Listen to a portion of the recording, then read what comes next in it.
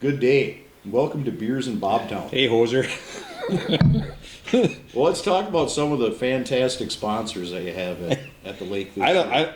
Wonderful display you have here, Dan. Is we have, of course, we have Justice Brothers. I've got a mug from Blaine Brothers. I did not give away at my banquet. I think it somehow made its way into my truck.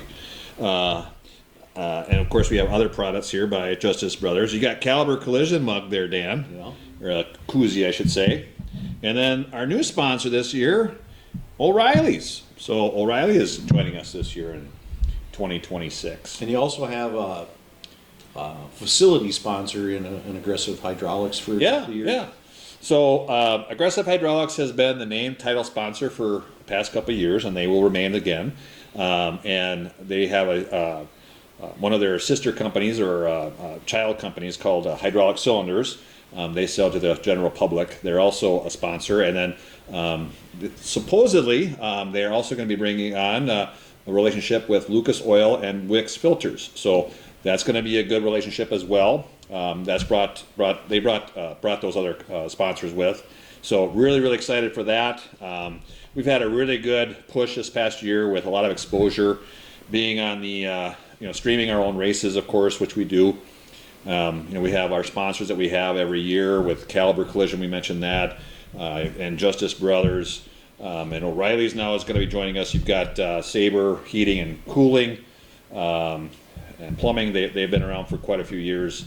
Let's see who else. Febrock Performance Products, Chater and Heistrom out in Richmond. They're an underground boring company, utility company. New company that we're meeting with again tomorrow is going to be Bygoff and Rohde, personal injury lawyers out of River Falls. So really good company to also work with. So been a great push for sponsors and getting some exposure for not only for us but also for those companies that really want to be involved and kind of see what they can do with what we can offer to not only just for the customers that we have but also their clients and whatever else that want to just maybe have a night out. So. Yeah.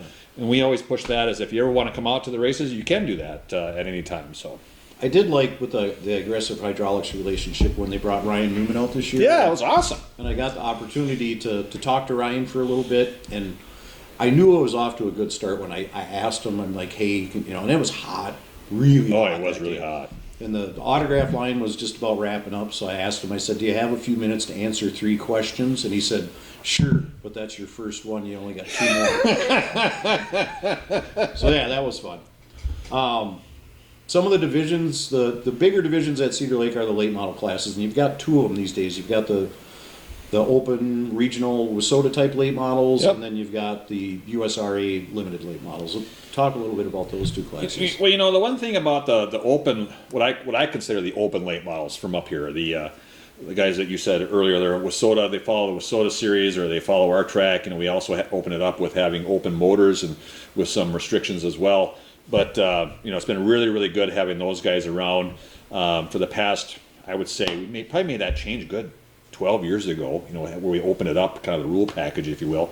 But we've seen a really good growth in that class. A lot of guys and gals, for that matter, have kind of stepped up into that division and said, let's see what we can do. And I'm kind of looking forward to seeing what this next season will do as well for just the late models. It's been, we had a new track champion again this year. James Giassi won this year. It's really good to see new guys in the mix, which I think is just huge, right?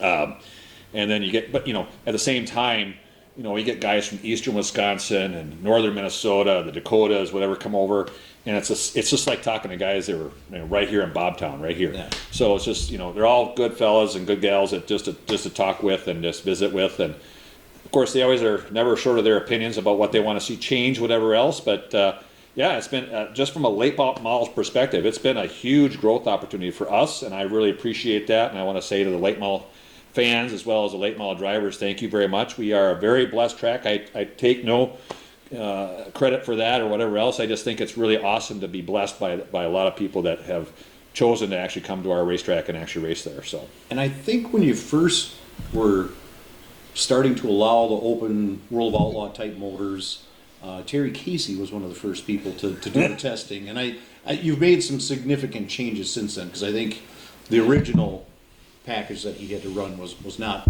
competitive. I'm only laughing because Terry Casey, that takes me back right away. And of course, I think of all the wonderful conversations I've had with Terry over these years, and usually it's always met with, smiles, of course, at the end and maybe at the beginning. But yes, I love talking with him and his wife. For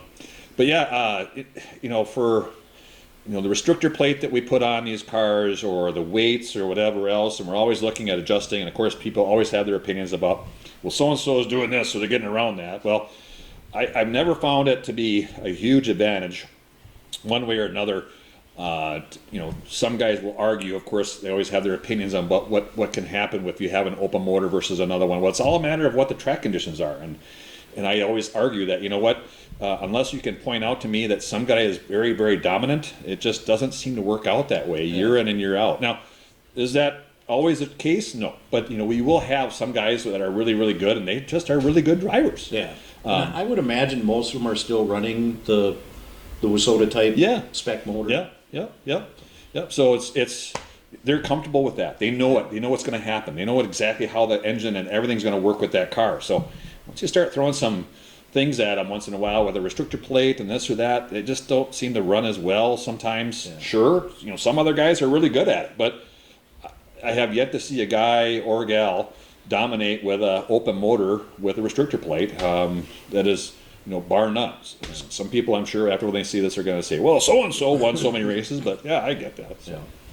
And then the USRA limited late models, I've really been impressed with the growth of that series over the last few years. And one of the things I like about it is, I know it's still expensive to make changes, but you can take your USRA car and the car is the same. The body, the chassis, the transmission, just different shocks, different tires, and a different motor, and you can just take that same car and move up a class. Yep, I agree. I think, and a lot of guys too, is that you're seeing a lot of people.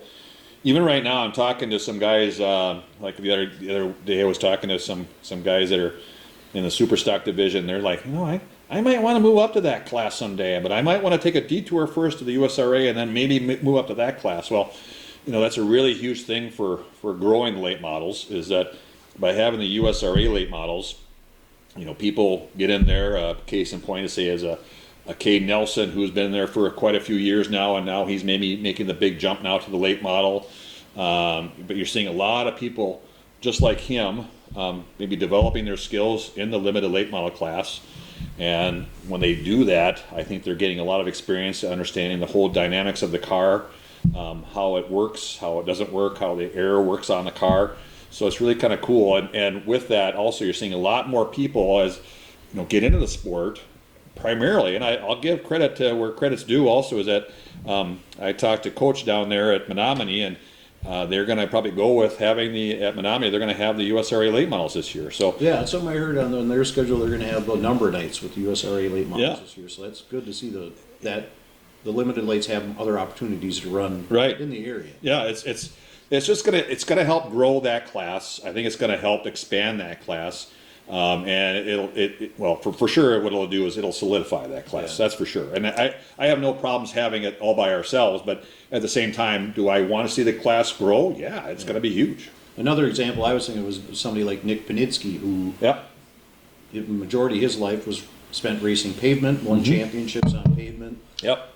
Jumped into a USRA late model, won some big races, and then switched over to an open late model, and he won one of the nights at the Masters, and he's got some big wins at Cedar Lake too. So it's nice to see people have the opportunity to make an easier transition and then move into the big late models. Well, and even so, it's still, I think, a manageable class.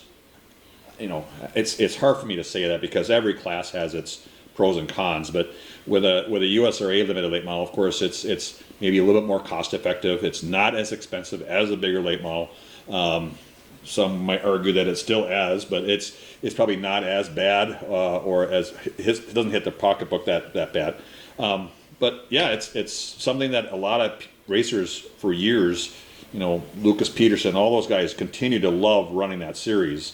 Does Lucas's smoking hot wife still like by the way, this episode is brought to you by both of our smoking hot wives. So there you go. So. It's a courtesy of the number 65. We threw that out there, and it was the theme at our banquet this past year. I think a lot of people are confused with that. I think that's LXV.